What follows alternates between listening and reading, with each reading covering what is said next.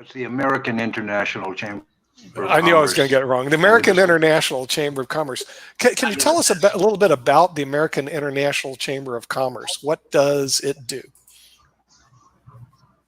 Well, we promote trade, tourism, technology, and cultural exchange between the 36 countries of the Pacific Rim. Okay, and so you've been over there quite often, and today our conversation, because Alexander Starr, who heads up our investment Wednesday investment show, is talking about gold as an investment. Okay, in other words, where do you park your money today when the market is, who knows where it's going? He must be Chinese. No, he's actually Alexander Starr is a Russian who lives in Canada. I'm teasing. Ukraine. I'm teasing you. Okay, all right. His favorite color is red. His color is green. If you know Alexander Starr, his color was green. He was over in Russia for a while, but he goes, "That's red. I like green," so he moved to Canada. Canada's a pretty green country, but then he also likes other forms of green. So, Holmes, what's your thought about gold? Gold is the favorite investment of China. They pick Chinese like two assets, actually three assets. Gold being number one, real estate being number two, and debt being number three. They like buying debt. Okay, all right. So, well, that gives us another good reason to invest in gold because the Indians like it for their weddings and their temples. Okay, and the Americans, we bury it under the Federal Reserve in New York. If you ever go to New York City, they have like 10 billion in gold buried underneath the city of New York. I mean, it's really weird. And then we have Fort Knox also. Let's go to Shariff, our scholar in Malaysia. No, I just want to add one thing. For gold, it's not actually for wedding or wearing. It's actually security for a family. It's a culture. Every family thinks, I have gold. This is this amount of value in my hands. This is my security.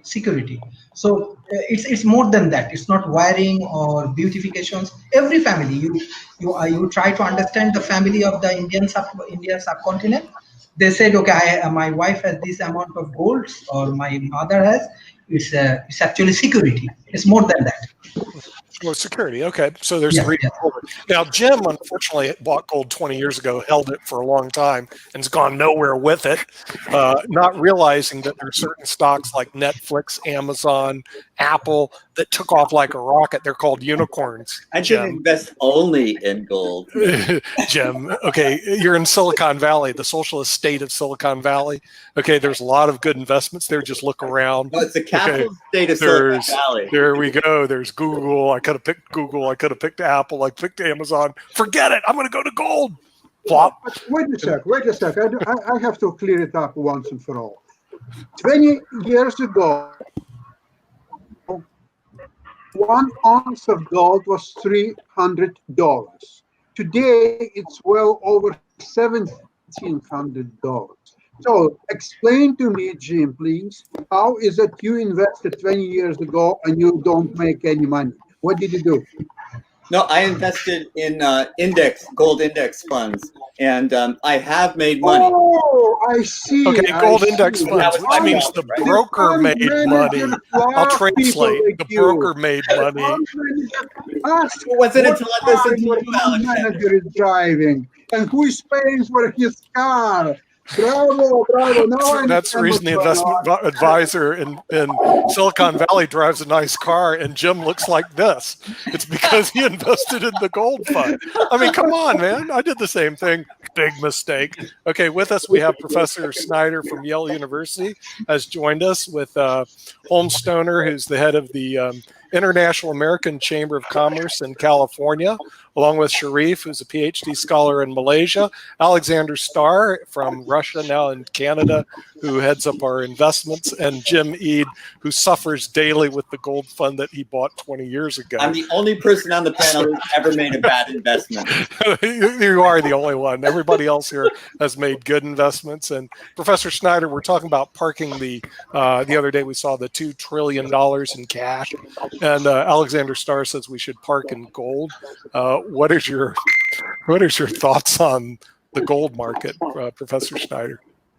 I don't have much of a thought there, unfortunately. Too difficult. You know, there are all these signs that there's no inflation and bond markets are weakening, but then there's really good arguments that inflation's right around the corner and it's going to pop. So I don't know.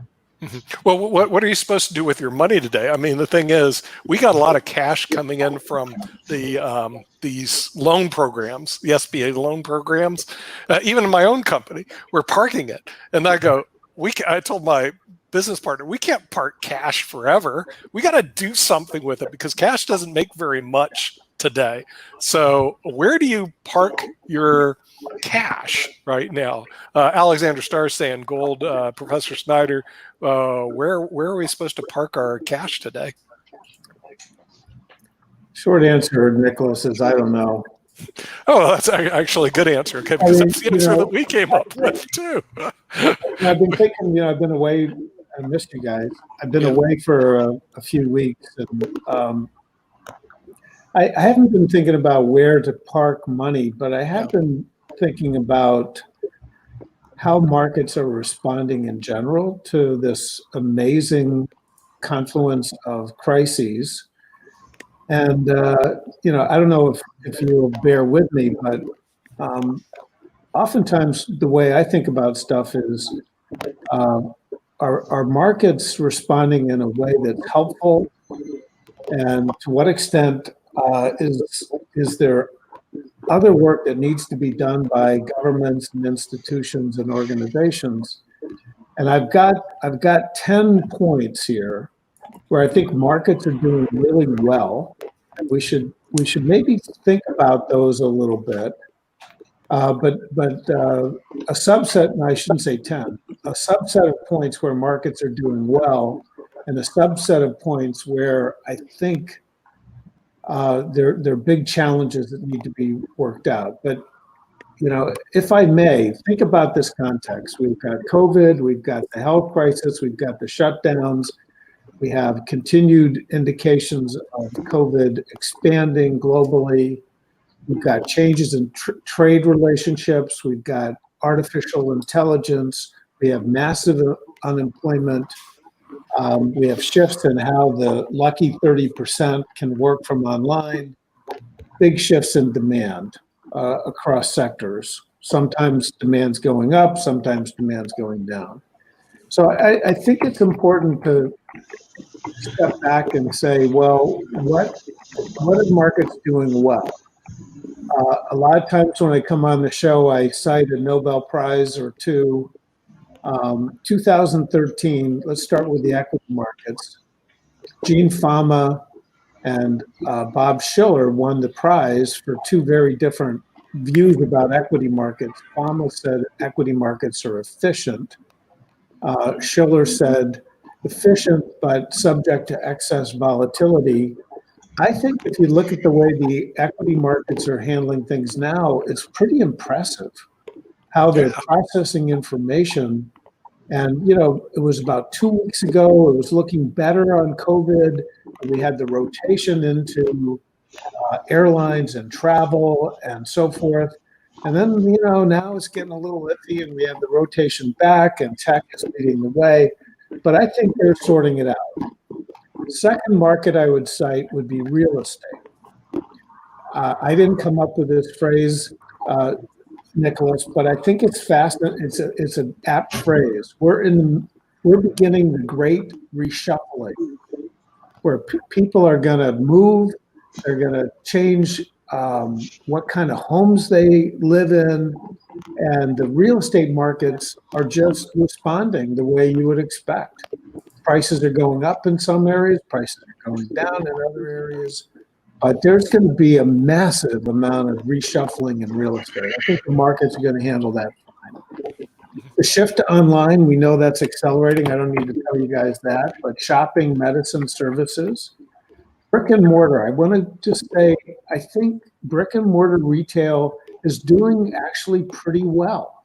I go, a lot of us go to the grocery stores, and those supply chains are challenged right now due to the health crises and shifts in local demand. But I think a lot of retail is doing pretty well, and prices have gone up for grocery, but not that much. So I'm impressed with brick and mortar. Travel and leisure markets are working. We may not like the outcome, but they're getting hammered. And I have a family member who's on furlough from a travel company, and it's no fun. But my guess is within travel, what we're going to see is a shift to what I'll call destination travel as opposed to touring travel. If I'm going to get on a plane, I'm going to get on once. I'm going to go someplace, I'm going to plop down, and I think that's happening. Other markets that are responding to positive shifts, home improvement. You can't hire a contractor in a lot of places. Boats are flying off the shelves, fitness equipment. All of this derives from quarantine and the fact that there are a lot of people who are pretty well off who can work at home, and they've actually been able to save money and they're spending it. Here are the 4 areas, though, that I think are really challenging for markets to sort out. The big one is, of course, the labor market. And we've got the tale of 2 cities in the United States. I think we've probably got that around the world, including places like Malaysia. 30% of people approximately in the US can work from home. Well, that's turning out to be so nice for a lot of people. Maybe not for parents who are trying to take care of young kids, but we got a lot of people who are like, oh, this COVID thing's not all that bad. Let's put in, let's buy a gas grill and cook outside, and let's get an elliptical and put it in the basement. Let's take walks. Let's get a dog. It's just, but that divergence between the 30% and the 70%, massive, especially given that AI is going to change the demand for work in all kinds of sectors. Just take textiles, just take driving. If we end up with self-driving vehicles, oh my gosh, the loss of employment in a lot of areas is going to be phenomenal. So labor market is one big challenge. Since I'm an academic, and we've talked a lot about higher ed. I think higher education, it's in deep yogurt. And I don't know how it's going to work out. I'm not fearful about being able to communicate online content, but students don't go to top law schools or top elite colleges just to get the content. They want the club, they want the community. So higher education, wow, big challenge. Another big challenge, and I'm down to my last 2, arts and entertainment. You're going to go stand in Chicago and sit down in the front row of an improv or a stand-up comedy routine anytime soon. What are you going to do? Put up plexiglass? Are you going to wear masks? Are you going to socially distance? Same thing with AMC and movie theaters and MoMA, the big famous museums. Who's going to go there? And how are you going to space people out? You're going to stand in line so you can space people out? And these are asset-rich institutions in the case of the big museums. But there's this rule against, I've learned it, de-accessioning. So if I've given a piece of art to MoMA, they can't sell it. So this is a fascinating thing that's going to work itself out in the arts. But I feel badly for the stand-up comics and the theater and the people who do chamber music and jazz and concerts, and oh my gosh, big change there. And then we'll see about trade and IP. I don't think we know what the new rules are with China and the US. So those are my 10. I will leave you with one one more big issue for markets to figure out. I've been thinking about this a lot. This is exclusive content from TED for you, IBM TV. The issue, I think, that markets and organizations and employers and employees are going to have to figure out is the liability issue. Okay, we all know that this is a new risk, but when I go back to work, or if an employer brings people back to work, who's going to be liable for what? I don't know. I don't think we've had enough conversation about that, but my guess is that's going to be a huge issue in the period between now and when we get a vaccine. And that, as you know, who knows, that could be a long time. So that's my assessment of markets. I don't have any insights on gold, but hopefully I made up for it. Oh, no, that's really good. And Jim doesn't have any insights on gold either. Like I said, he just bought, held, and suffered with it for 20 years. But Jim, you have I'm the whipping question. boy on this show. But I was taking notes, and I wanted to mention one other thing, which is near and dear to my heart, which is libraries. Libraries are facing a real challenge in this environment. People have to are now resorting to pick up and delivery. You know, you can pick up books and you can drop off books, but you know, I think libraries. I spent a lot of times in libraries educating myself in a wide variety of subjects, and you know, that seems to be taking a big hit too. And now that doesn't have economic consequences, but it has consequences to our educational system. Mm-hmm. Yeah. Well, the thing is, interesting, Professor Snyder, you touched on the education system. Professor Brown, who's the dean of University of Illinois Business School, is going to be joining us probably in about 45 minutes from now. And he was saying that apparently they closed their physical MBA program at University of Illinois. Purdue closed their physical program at the MBA level, and they moved all their MBA program online.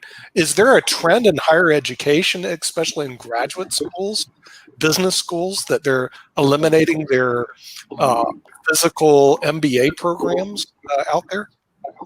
Yeah, so Nicholas, there, you know, since I was the business school dean for over 2 decades, I can give you a long answer, but there's been a shift, and so many of these changes right now we saw in place before. There were some set of schools that had a full-time MBA program that shrunk, but then they would keep it at a minimum level so that they would be ranked. They would be shown in the rankings, what I call a show full-time MBA program. Those are going away, and your examples of Illinois and Purdue are right on target, but that's going to continue. So we'll see fewer online, fewer face-to-face residential and full-time MBA programs, more shift to online. We will see more, I think, continued part-time evening and weekend and executive formats, but less that involve travel for obvious reasons. But just to give you a little color on this, Nicholas, I know you sort of like this kind of detail. Mm-hmm. I've been, you know, I'll be 67 soon, and I'm now a tenured faculty at Yale, and I'm starting to understand what it would be like for me to go back to my office. Mm-hmm. Well, okay, I can get into the parking garage. That's cool. What about the elevator? I have to walk up 7 floors. Are we going to queue up for the elevator? How is that going to work? Once I get to my office, I'm not supposed to have any meetings in my office. We could meet maybe in conference rooms, but those have to be allocated and you have to spread out. Bathrooms. One person, even if it's a multi-person bathroom, the rules are going to be one person in the bathroom. So talk about queuing up. You got to plan when you're going to need to go to the bathroom. And then teaching plexiglass.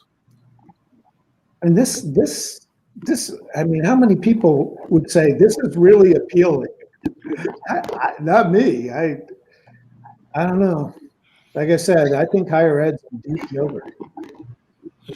Yes, Alexander Starr. Hi, I'm going to be. Oh, go ahead, Alexander. May I ask you, Professor Schneider, tell me please, how recently you updated your information about real estate markets and what are your sources?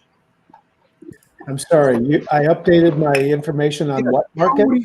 How recently have you updated your information on real estate markets and what are your sources? Oh, I read the Wall Street Journal. I'm not an expert on real estate by any means.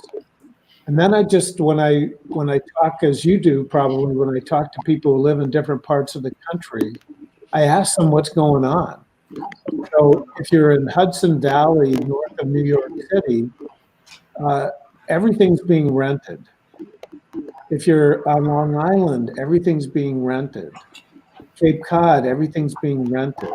Connecticut, which has been a basket case for among states in the United States, economically, a lot of people are moving into Connecticut because it's relatively cheap and people don't want to live in New York City. And then I think it's a big question. I don't know if you have any insights. What's going to happen? There's a lot of discussion now about what's going to happen with high-tech cities. San Jose, Bay Area. My insight apparently deals with the Manhattan, but not so much rental market as the sellers market, the project which are being completed and being sold and so on. All of them, I shouldn't say maybe all of them, 99% perhaps, they are all in situation where nothing is being sold. The developers are walking away from their equity, and the lenders and the buyers, they are trying to figure out how to deal with this calamity. And I don't think that Manhattan market is any indication for what's happened overall, because if Manhattan market has liquidity problems and people are walk away from their equity, I can only imagine what happened in other markets, and it's just a beginning. So I wouldn't be so optimistic about real estate market. Don't forget, even the people like working in airlines, in leisure industry, or so on, they are also purchasers of real estate, and they are not coming to buy real estate anytime soon. Probably not in the next 10, 15 years. So I don't know where the optimism about real estate market coming from. I don't see any evidence of that. And even today on CNBC, you could see review, and they were talking, in fact, about the new projects, real estate projects in the Manhattan area. So that's really worrisome, because if nothing can be solved in Manhattan, then what we are talking about, what, Arizona or Texas or where else it could be solved? I don't know.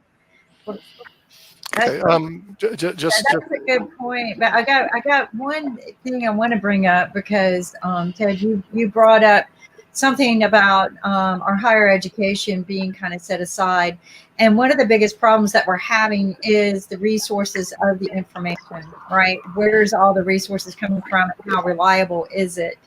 And I think maybe that this might be the next scalable model for some of the creditable educational resources out there to elaborate on, because right now you can go out online, listen to any news story, so much Google stuff that's out there that we're finding out is not true, and that's not educational. That's not reliable education to be feeding the minds of the people. And one of the things I was taught as a child is your mind becomes what you feed it, right?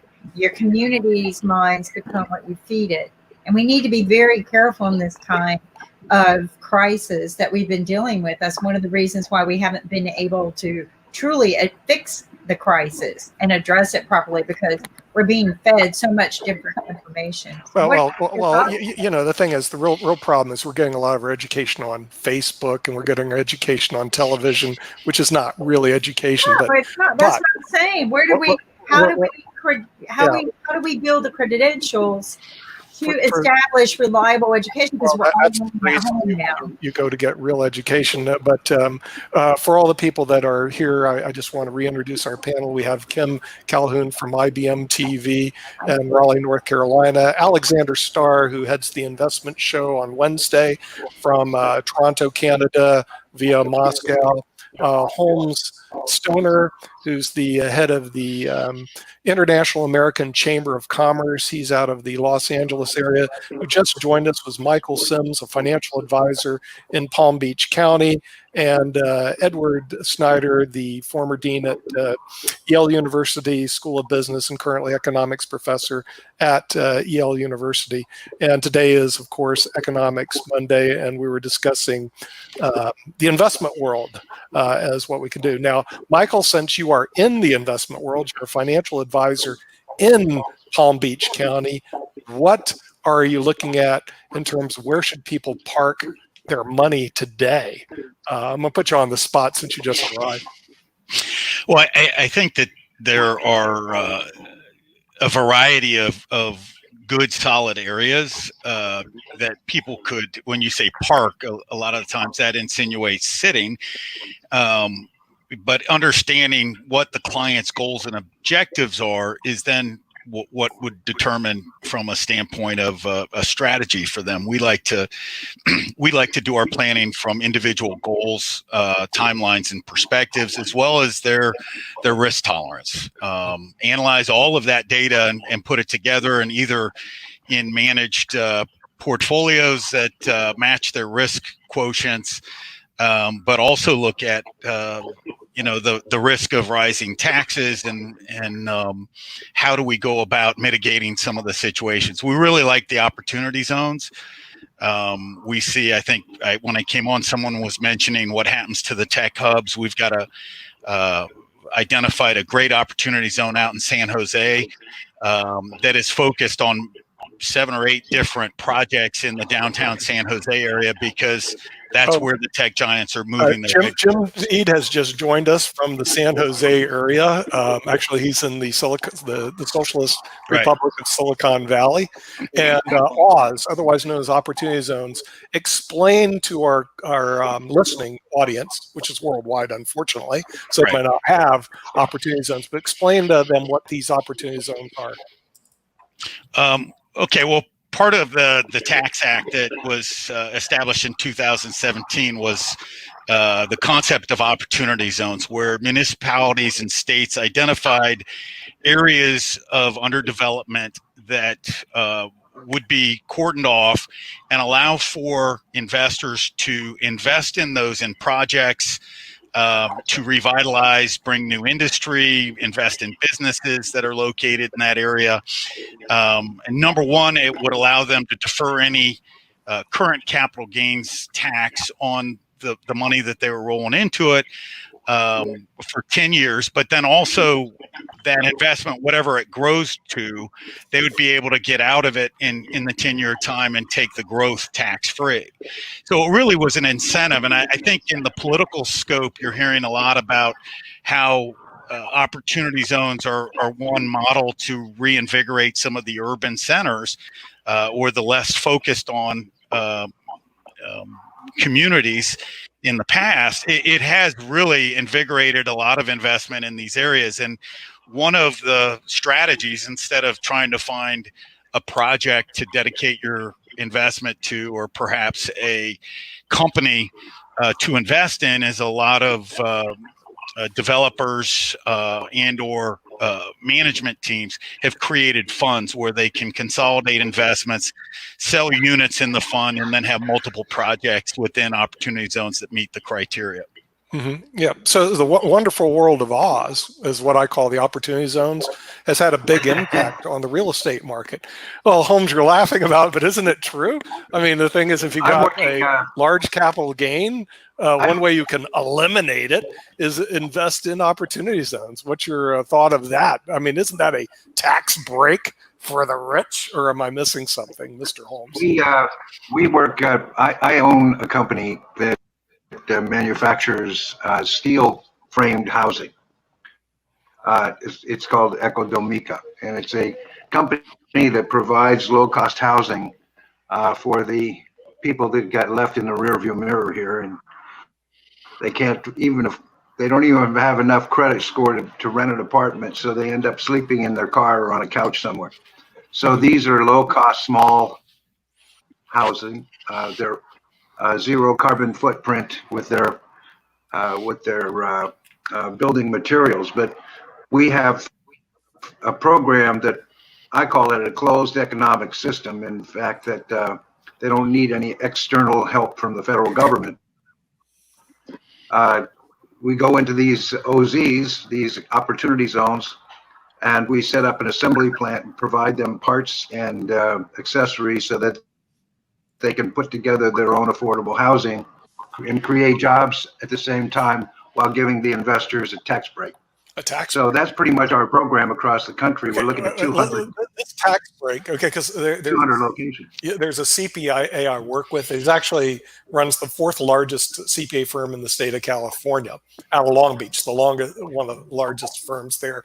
And all he does is opportunity zones. Holmes, I mean, if you're a person with a large capital gain, okay, you can eliminate your capital gains tax by investing in opportunity zones. Why would not you do that? Because the tax hit, could be 20 or 30%, and all of a sudden, come on, man, it's gone. Well, Nick, the important component, and I think Holmes would agree, is that number one, you're deferring the capital gains. You're kicking the can down the road for 10 years, and with what we've just gone through stimulus wise, capital gains taxes may be double in 10 years. So it's a risk. There's a risk that when the tax plan comes due and you get 15% forgiveness from your capital gains, you could be paying a higher capital gains percentage on your basis.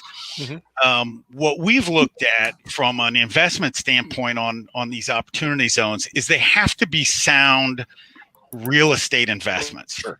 The underlying investment, it's not just something I'll throw. We had a investor that we're directing to a fund, actually the fund in San Jose. But the wife was saying, hey, there's one here locally in our community. Let's invest here. And unfortunately, it wasn't an investment model that looked like it was going to be worth anything in 10 years. So, that takes a lot of fiduciary analysis and a lot of legal analysis to understand the structure of the fund. Are they running it appropriately? And then from the fiduciary standpoint, does it really create value that's going to have a likelihood of developing down the road? Yeah.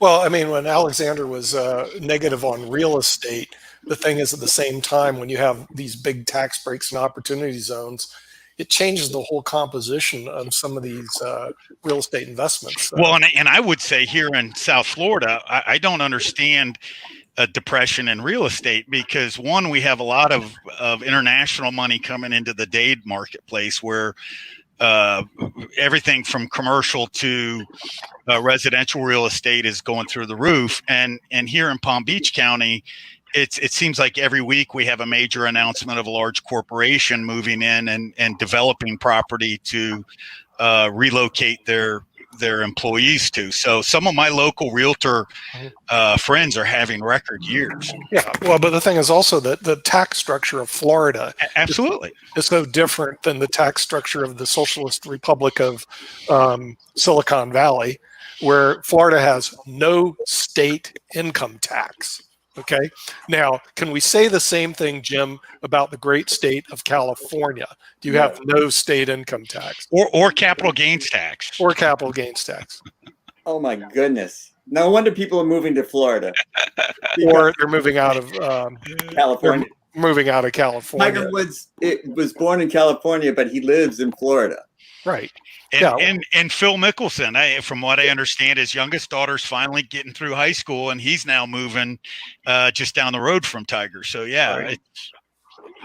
Right. And they're not stupid. They're good golfers, and they're not stupid. Exactly. Yeah. Well, the thing is, when we looked at the state tax maps, there's a lot of fast-growing states like Texas, Nevada, Florida, Washington that do not have state personal income tax. Now, I'm not sure if we can say that about the great state of Connecticut, because I did used to live there. Professor Snyder, since you live in the great state of Connecticut, do they have a state personal income tax in Connecticut? Yeah, it's about 100 basis points higher than Massachusetts, just to put it all in perspective. I didn't know that. Really? You're higher than Massachusetts? Real estate taxes are off the charts high, and the unfunded liabilities for the state are so big. I mean, it's, California, Illinois, Connecticut, You're talking about the unfunded pension liabilities. Would that be correct? Yes, and it's interesting that Yale SOM graduate Ned Lamont is now governor. We wish him the best, but he's got a big problem.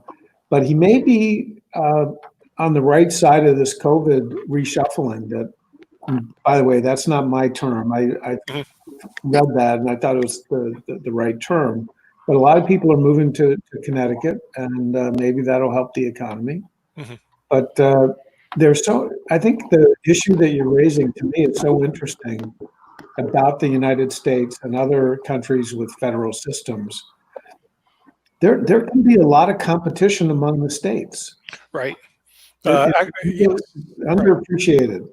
Right. Yeah, because and we've already seen an outflow of the great state of California. A lot of people moving to Utah and Texas to escape the socialist republic of California. But then there's some people that love California. They can't leave no matter what. They can't afford to live here. I'm one of them.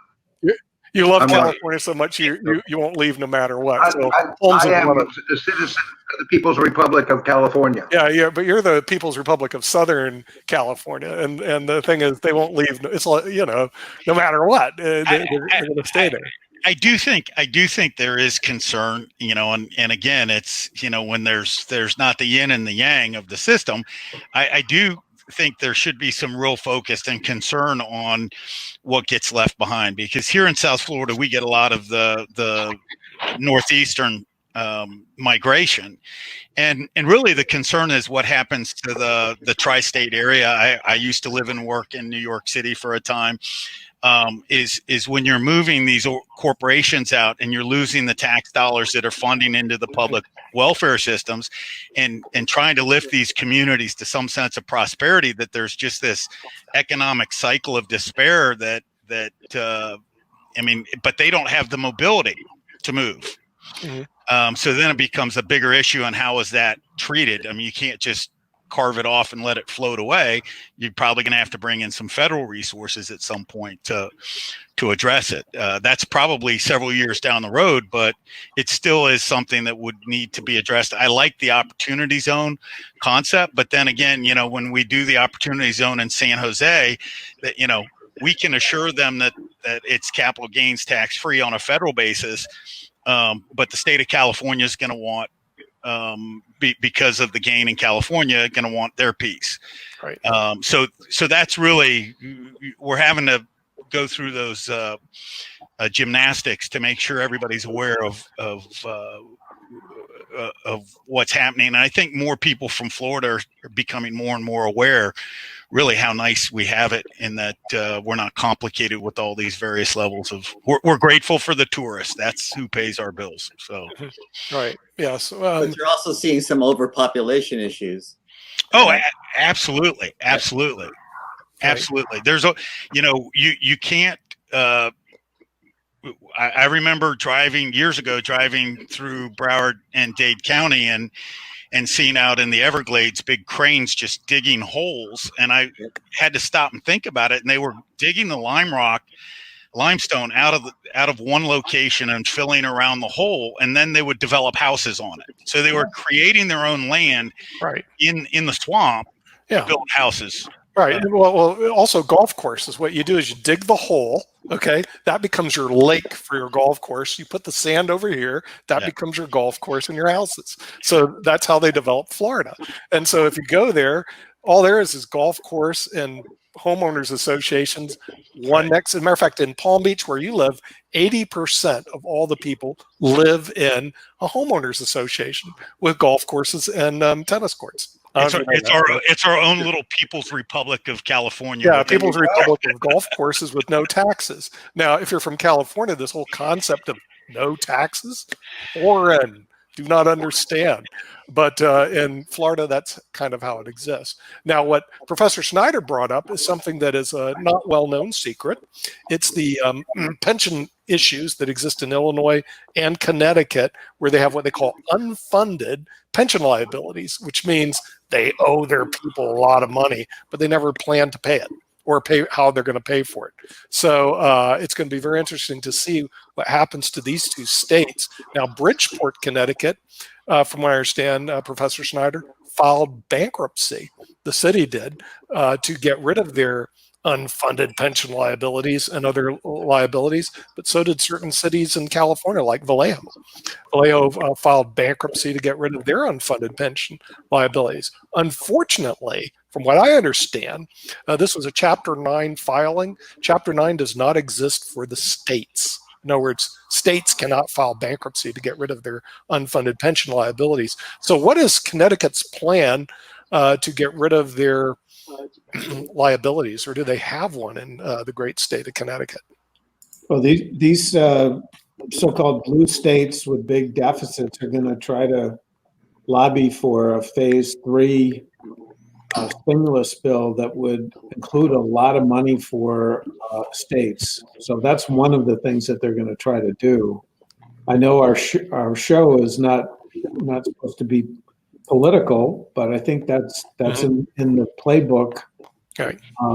And I think it's already drafted by Speaker Pelosi, and so that's one solution.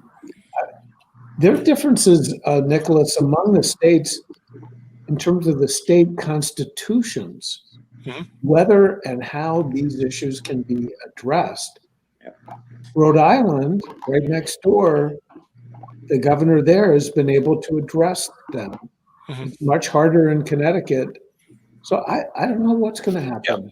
Yeah. David Walker, who's been on our show, I don't know if you know him. He was he was basically head of the accounting office in Washington, D.C. for years. He ran for political office in your great state of Connecticut based on 2 words: fiscal responsibility. And was rejected. That's okay, because the thing is, they're going fiscal responsibility. Well, none of this. So David M. Walker has had a real challenge in trying to promote fiscal responsibility. What is your thoughts? And I don't know. Do you know Rex Sinquenfield, who was with DFA? Yep. Professor Synder, do you know Rex? I know Rex, and he's a great guy, and worked with David Booth. Okay, all the chess players know him, by the way. So Alexander Starr, Jim Mead, we have a lot of chess players that are on our show. Rex developed the chess center in St. Louis, and one of our correspondents was actually out there. Was it you, Alexander? Someone was out there in St. Louis. Was it you? Yeah, right. Where Rex has developed his chess mecca in St. Louis. But what are the thoughts of this 2 bad words, fiscal responsibility? Is that a bad thing that we're just supposed to ignore? Professor Synder, fiscal responsibility? Well, it sort of loops back, doesn't it, to the question about whether gold's a good investment. At some point, I learned monetary theory at the University of Chicago, and I'll just say I don't understand what's happening now. But I would have thought if you look at what the Fed's done and what Congress has done, you would be heading for inflation. And that's one way to deal with the debt. Right. You inflate it away, but it does loop back, doesn't it, to this question about is that the way we're going to deal with it, or are we going to have blue state bailouts? I don't know. It just seems like we're in a period of great risk, and poor candidate Walker just he couldn't get any traction on this. Yeah, that's what I saw. I mean, David kept trying. I'm going to promote fiscal responsibility, and I'm thinking, well, that's not something that the American public wants to hear now. Is what did we do? Just borrowed another 3.5 trillion? Okay. Yeah, and Nobel Prize winner Krugman, who was, sometimes people like to know, well, what did this guy win his Nobel Prize for? And does it have anything to do with what he's opining on now? Yeah. And it turns out, no. His Nobel Prize was on a sort of a puzzle in economics. Why is it that we, the United States, import cars from Germany, but we also export cars? So Krugman wrote a really important piece to explain that in international trade, but he's leveraged that notoriety into this position where he can opine on anything. And his advice to everybody for the last 10 years has been borrow, borrow, borrow. Mm-hmm. Yeah. Just keep borrowing. Yeah. So he's won the argument. And David Walker and Pete Peterson, I don't know if you know Pete, those guys are being treated like idiots. Yeah. Because in other words, being fiscal responsible. Why do we want to be fiscally responsible when we should be borrowing as much as we possibly can? I don't know. Maybe Jim knows the answer to that question. Well, I was going to say that, having been born in New Haven, I grew up a Knicks fan, and Dollar Bill Bradley, a senator, resigned and said the Senate is just not functioning anymore, and we can't be fiscally responsible and socially liberal. And so there's no such thing as both. So when we say fiscally responsible, we're costing society a great deal. And if we're saying we're going to take care of the poor, the people that do not have means, then we're not being fiscally responsible.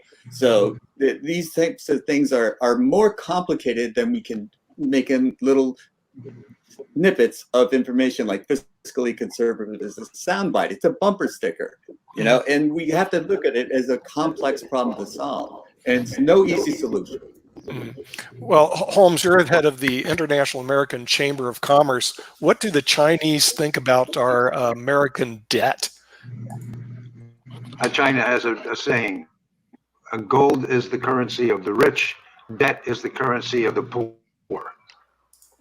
Oh, well, that doesn't sound very good, since we just issue $3.5 trillion worth of debt, and from what I understand, the plan is to issue more debt. I mean, when is this thing going to turn around? Right. Where is it going to turn around?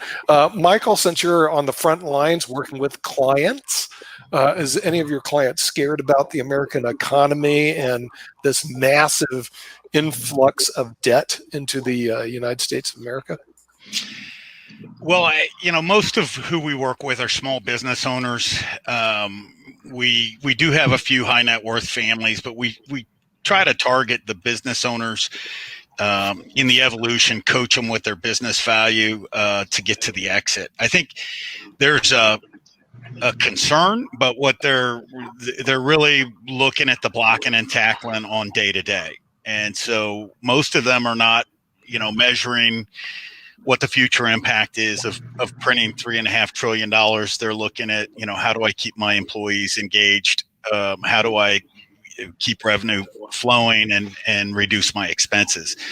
I think that that's a mistake. And I think in some regards, we're trying to work with them to identify strategies to prepare so that they don't, in essence, as with most small business owners, 75 to 80% of their wealth is tied up in their business entity. We want them to be, better prepared with assets with their asset stratification. So when it comes time to leave the business, it's not all reliant upon what the economic climate is of the day. So they're aware of it, but I don't think that they recognize the impact that the potential debt load will have. Mm-hmm.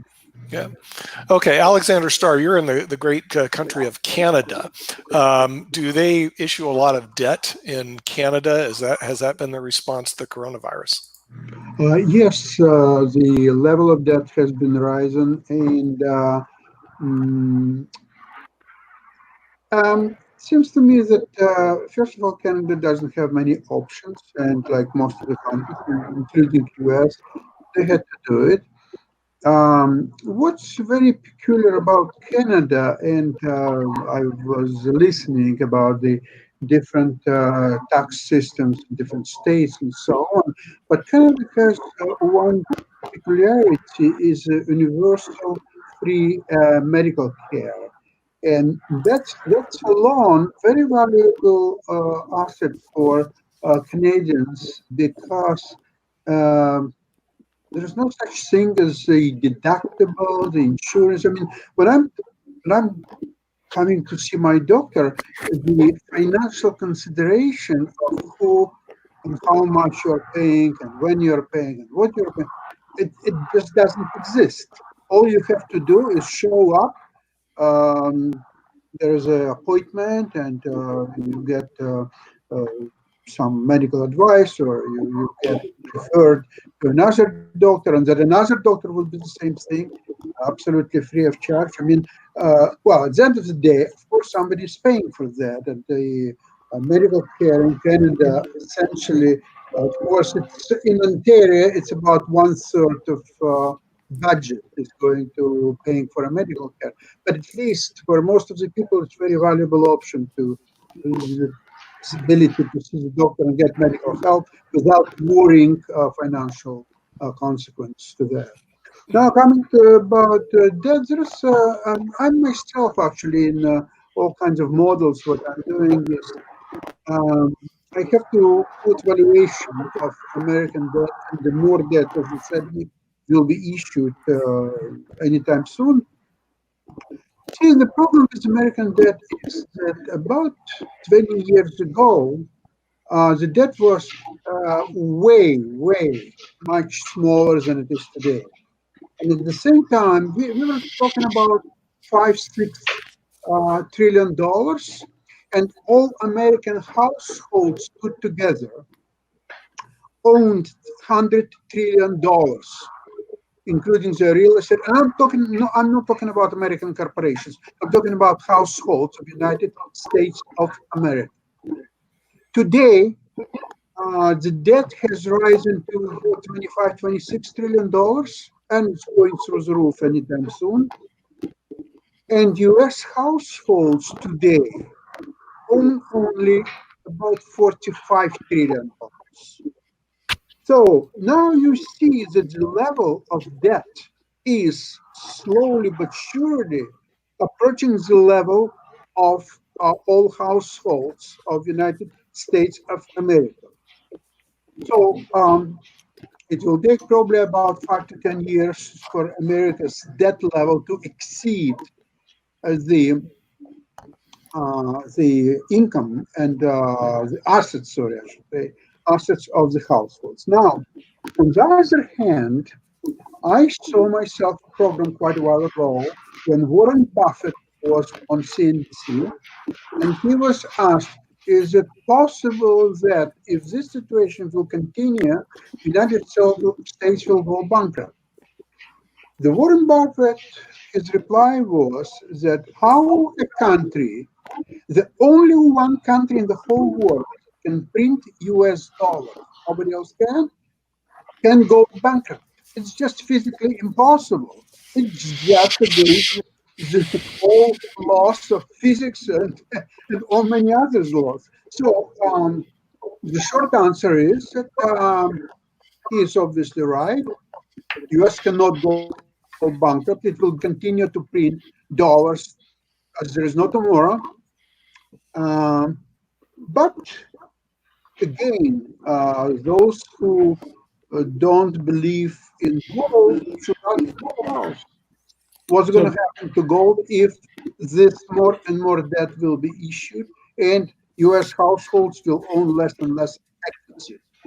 You tell me. Yeah. I'm sorry, I wanted to just I'm add curious. some numbers here. I think it was a very interesting set of comments. So just to add numbers to what was just said. U.S. total federal debt.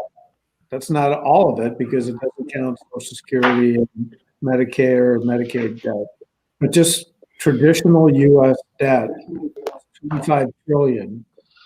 And U.S. GDP last year was 20 trillion. So if I got my math right, that means we're at 1.25 debt to GDP. And Ken Rogoff from Harvard, he came up with this analysis that said if you go over 0.9, we're at 1.5. If you go over 0.9, then a country's growth rate falls. Now, I think what Alexander's saying, however, is that maybe the U.S. right now doesn't face that because we're the only one that can print dollars. And the other thing to say is most of the analysis on which Rogoff's conclusion was based was in a higher real rate of interest environment. And now we're in a low interest rate environment, especially adjusted for inflation. So I think the bottom line is we're sort of in, I think, somewhat scary, uncharted territory with respect to where we are with debt. But Nicholas, I think you were right to bring up China, because even though nobody right now, well, I shouldn't say nobody, Michael would be able to provide insights, but I think a lot of countries right now would be fearful to switch from US dollars to renminbi as a reserve currency. But that's the lurking big threat. Could we lose reserve currency status down the road to China? Who would we lose it to? And I think yeah. The only plausible alternative, I think, in the future, not in the immediate future, is China. Yes, and Ken Rogoff, also for those who don't know, is a chess player. He's actually a chess grandmaster, one of the top 1,600. There's only 1,500 chess grandmasters in the world. There are less chess grandmasters than there are billionaires. So, in case you didn't know that, Rogoff he's a chess grandmaster, and he was well known during the time. World champion, what? He was junior world. He was his world junior champion. We all know Ken Rogoff from chess. We don't know him from anything else. I didn't read his paper. Because we don't read his papers. No, we just watch his chess games. Well, Jim, I feel like I'm not going to tell you my chess rating because you would think ill of me. Right. I am so impressed by these connections to Rex and Ken. And, right. But Nicholas, thank you for having me. I need to sign off. I've got a few things to do, but this has been really interesting today. Yes. Well, thanks for coming. Hopefully you're going to be on another show. Jeff Brown is supposed to be arriving sometime in the next couple of minutes. So see if he knows what deep yogurt means. Deep yogurt, is that the key? Is that what I'm supposed to ask him? Yeah. I think I got that one. You got that one? I don't know what it is. It's higher education than deep yogurt. Right. Yeah. I'll have to ask him. We'll have to ask him about deep That's politically yogurt. correct. Is it really? Okay. So I don't know that. Well, thank you, Professor Schneider, for coming. Great. Hopefully we'll see you on some future shows. A lot of notes. I think David K. Johnston and Professor Brown are both going to be here very shortly. So, but we'll see you on future shows. Thanks for showing up. Thank you, Nicholas. Thanks, everybody. All right. Thank you. All right. Take care. Bye-bye. Oddly enough, he knows Ken Rogoff, which is a chess grandmaster. Two people who are famous in the chess world. I know, right? Yeah. So the thing is, all the chess players know each other. Let's get real, So, Alexander, did you ever run into Ken Rogoff at all when you were playing? No, I never met him personally, but he is, by the way, he is very often quoted in the Russian talk shows and different financial programs and so on. I'm quite surprised. He's very well regarded, maybe because of his grandmaster's stuff. Yeah, right. But Because he's grandmaster. he's fantastic economist, and of course, it's always a pleasure to know his opinion on different. Yeah. He's he was well known at chess. Then he abandoned it and became a Harvard professor. After he was like, I think world junior chess champion and abandoned it. But and Rex, I don't think Rex really played a lot. Well, he was chess. a class player, but he was like an A player. He was an A player, Yeah, right? Yeah. But mostly in the Chicago area. Right. Yeah. In other words, he kept playing, and he was addicted to it. So he the two of them just took a wrong turn in their lives, and a wrong turn in their lives. Right. Got real job. Well, we've had Alan Truffler on, who has actually Alan became a multi-billionaire, and he won the World Open and Chess Championship back in 1975 or 76, something like that. So he's been on our show, but then he created a company called Pegasystems, and it still exists today. It was the original founder of the Pegasystems. And we had John Fanning on, the founder of Napster, who's also a chess player. And John, you can see him on IBM TV, was the only interview he's ever granted was with us at IBM TV. So I thought that was pretty good. But he's also a fanatical chess player, but he's really about an A player expert. Strength. So Nick, you know what? I saw your speed game against him. Yeah, right. And you should be disqualified for 2 reasons. And what did I do wrong? I'll tell you exactly. What's your problem? I'm surprised he never complained about. Okay, 2 things. Number 1, you had coffee during the game and he didn't. So that's unfair. What? I didn't pick up on that. You had coffee during the game and he didn't. That's unfair. No, I was drinking my Diet Coke. No, let's bring another chess player on. You did. And second thing, it's even much more serious. I noticed when you did you moved the piece you used both hands. And that's against the law. You are lost on the spot. I moved the piece and hit the clock. It's illegal. You did both hands. You took king with one hand and rook with one. Oh, yeah, that's how it's against the law. It's illegal. You lost the game. Come on, man. Let him know. I saw him move the piece and hit the clock with the other hand. You can't do that. No, I'm ambidextrous. You need to apologize. You're ambidextrous? Apologize. Okay, I'm sorry. I'm ambidextrous. Who won the game? Who won the game? Well, Salman knows the rules of chess. He can chime in here. Salman knows the rules of chess? Yeah, he can chime in. Okay, we'll introduce Salman. Hello. Yes. Hi, Jim. Hi. Nice to see you. Nice to see you. This is okay. We'll introduce people. Alexander Starr from he's actually from Canada via Russia, and he's also heads up our investment show on Wednesday. He also does Chess Stars, where he brings in grandmasters from all over the world. He had Joel Benjamin on, and he had 2 of the Russian grandmasters on the other day, and had a great show out of Russia.